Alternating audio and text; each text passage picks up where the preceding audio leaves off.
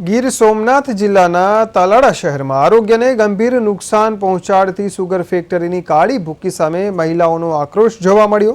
Sugar ફેક્ટરીના બોઇલરમાંથી ઉડતી કાળી ભૂકીને કારણે આસપાસના વિસ્તારમાં પ્રદૂષણ ફેલાઈ રહ્યું હોવાના આક્ષેપ સાથે અનેક મહિલાઓ રેલી યોજી મામલતદાર કચેરીએ પહોંચી હતી અને મામલતદાર મારફતે ગુજરાત પ્રદૂષણ નિયંત્રણ બોર્ડને લેખિત ફરિયાદ કરવામાં આવી। મહિલાઓએ જણાવ્યું કે રહેણાંક વિસ્તારો, ઘરોની અગાસી તેમજ ઘરની અંદર સુધી કાળી ભૂકી છવાઈ જાય છે। સોલાર રૂફ પર ભૂકીના ઘરથી વીજ ઉત્પાદન પણ ઘટી રહ્યું છે તેમજ પાણી અને ખાદ્ય પદાર્થોમાં ભૂકી ભળતા લોકો પરેશાન બન્યા છે।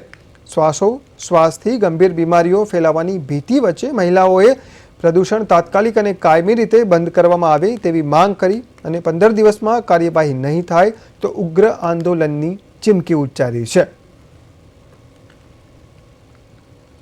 અમારે એક સુગર ફેક્ટરી શરૂ થઈ છે જે ઘણા વર્ષોથી બંધ હતી હમણાં, અને એ ફેક્ટરી ચાલુ થવાને કારણે તેના ભૂંગળામાંથી કાળી ભૂકી ઉડે છે, જેને કારણે તાલાલાના બહેનોને બહુ જ તકલીફ પડે છે।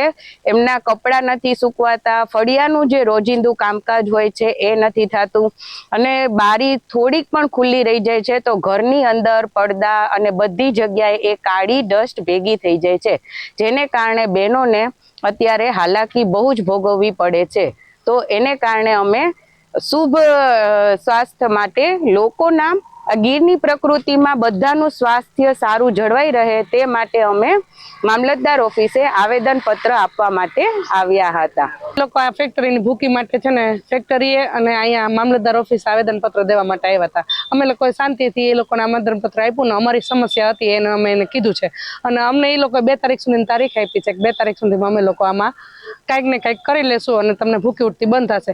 જો એ 2 તારીખ સુધીમાં નહીં થાય તો અમારી બધી મહિલાઓની એવી માંગ છે કે અમે લોકો હજી આનાથી આગળ ઉગ્ર આંદોલન કરવા